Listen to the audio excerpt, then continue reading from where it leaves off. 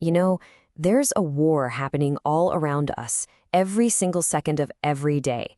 But it's not fought with tanks or jets, it's fought with lines of code. It's a totally invisible battlefield. And the front line? Well, it's right inside the devices you and I use every day. So today, we're going to dive deep and try to understand this hidden conflict. So let me just ask you this. What if that exact war, with attackers, defenders, strategies, and countermoves, was being fought inside your computer right at this very moment? It's a pretty startling thought, isn't it? But honestly, it's the reality of the digital world we're all living in.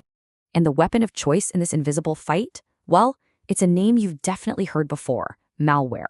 It's short for malicious software, and it's basically the ammunition, the spy, and the saboteur all rolled into one tidy, nasty package. To really get a handle on this battlefield, you first have to know who you're up against. So let's start with a kind of field guide to malware, because in cybersecurity, you absolutely have to know your enemy. Now, malware isn't just one single thing.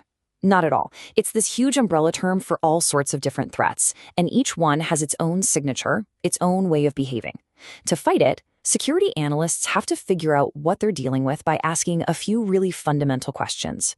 Okay, first up. How does it exist? Is it a standalone program, something like a worm that can just run all by itself? Or is it more of a parasite? Does it need a host to survive, like a classic virus that hides inside a Word document, just waiting for you to click and bring it to life? Next question. How long does it stick around? See, most malware is what we call persistent. It digs in, installs itself on your hard drive, and it's still there after you reboot. But some of the trickiest stuff is transient or fileless. It lives only in your computer's active memory. Think about that. A simple restart can make it vanish into thin air. That makes this kind of malware incredibly hard to find and analyze. And then the big one. How does it spread? Some malware is auto-spreading. It's like a hunter, constantly seeking out new victims all on its own, which can lead to insane exponential growth. But a lot of it is user-activated. It actually relies on a person, on you, to do something. Clicking that weird phishing link or opening that attachment you weren't so sure about. This is where human error becomes a feature, not a bug of the attack. And what's really fascinating is how these different categories mix and match to create all sorts of different beasts. I mean, look at this. A classic virus, right? It needs a host and it's persistent. Simple enough. But then you get something like botnet malware. It might be standalone or it might need a host, but the key is that it's persistent and it's part of a coordinated network. It's like a digital zombie army just waiting for orders. So knowing the types of malware is one thing, but how is it actually used in a real attack? Well, for that, we need to take a look at the attacker's playbook. Security experts have a great model for this called the cyber kill chain. It sounds dramatic, I know, but it's a perfect way to map out the stages of a sophisticated attack. It breaks the whole process down into 7 distinct steps.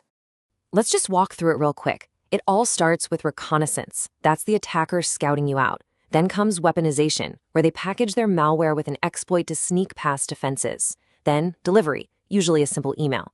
Exploitation, bam, the trap is sprung. After that, they'll install more malware to make sure they can stay in your system, establish a command and control channel to phone home, and finally, actions on objectives. That's the end game. The data theft, the ransomware, the real damage. And all of this brings us to the real heart of the conflict.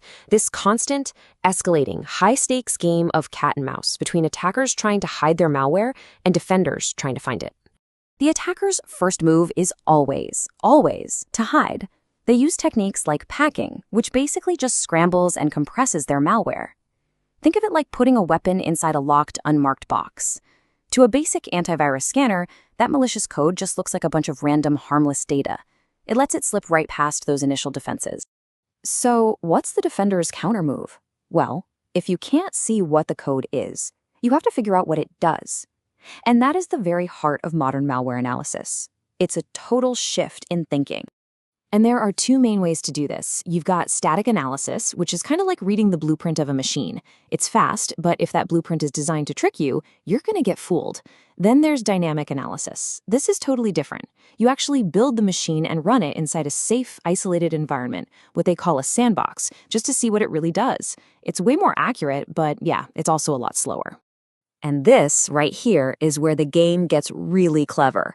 Attackers know all about sandboxes, so their next move is to make the malware itself fight back. The code is literally designed to detect if it's being watched. I mean, this stuff is incredibly sophisticated. Modern malware actively fingerprints its environment, looking for tiny telltale signs that it's in a virtual machine or a sandbox. It might just lay dormant and do nothing until a specific date, or it'll check to see if any analysis tools are running. And this isn't just for fun. There's a huge economic incentive here. The more successful their attacks are, the more money they make, so they pour tons of resources into getting better and better at evasion. So with malware that's this smart, just playing defense isn't gonna cut it anymore. The security community has to go on the offensive. They have to actively fight back and disrupt the attackers themselves. And this is maybe the biggest takeaway for modern cyber defense. The endgame isn't about playing whack-a-mole, deleting one piece of malware from one computer. No way. The real goal is to dismantle the entire infrastructure that attackers use to control their malware and profit from their attacks. One of the most powerful ways they do this is with a technique called sinkholing. So when all those infected machines try to phone home to the attacker's command server, defenders hijack that traffic. They redirect it to a server they control, the sinkhole. Just like that, they cut the malware off from its masters, neutralizing entire networks of thousands of infected machines all at once. It's pretty brilliant. And the final piece of this huge puzzle is attribution. This is pure digital detective work, sifting through forensic clues in the code, in the infrastructure, to try and figure out who is actually sitting behind the keyboard launching these attacks. It is incredibly difficult work, but it's essential for holding people accountable. Which, of course, leaves us with one final, pretty big question. In this constant digital arms race, this high-stakes game of hide-and-seek where every move has a countermove and the stakes just get higher every single year, can the defenders ever truly get ahead?